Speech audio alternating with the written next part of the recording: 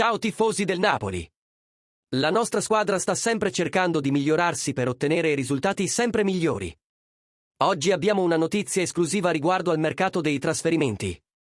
Prima di entrare nei dettagli, vi chiedo di lasciare un like al video e di iscrivervi al canale per non perdere nessuna novità.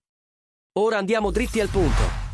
Secondo Relevo, il Napoli è seriamente interessato a Rafa Marín, giovane difensore del Real Madrid. Il club partenopeo sta lavorando duramente sul mercato alla ricerca dei profili giusti da inserire nella rosa che verrà affidata ad Antonio Conte. Il Napoli sta pensando seriamente a Rafa Marín come rinforzo per la difesa. Il giovane difensore spagnolo è considerato uno dei talenti più promettenti del Real Madrid e il suo profilo ha attirato l'attenzione degli osservatori napoletani. Il percorso che potrebbe portare Marín al Napoli sembra essere sempre più concreto, con il club italiano determinato a fare un'offerta che possa convincere il giocatore e il Real Madrid. Marín, con la sua abilità nel leggere il gioco e la sua solidità difensiva, potrebbe essere il rinforzo ideale per la retroguardia di Conte.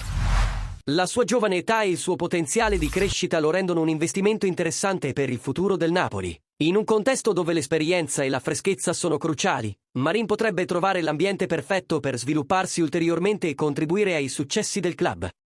Tifosi del Napoli, cosa ne pensate di questa possibile operazione di mercato?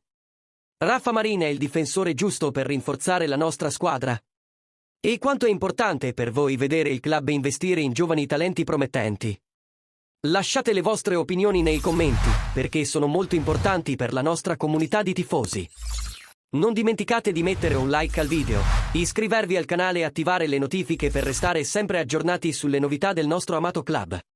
Restate sintonizzati, perché nelle prossime settimane avremo ancora più notizie sul futuro del Napoli. Forza Napoli sempre!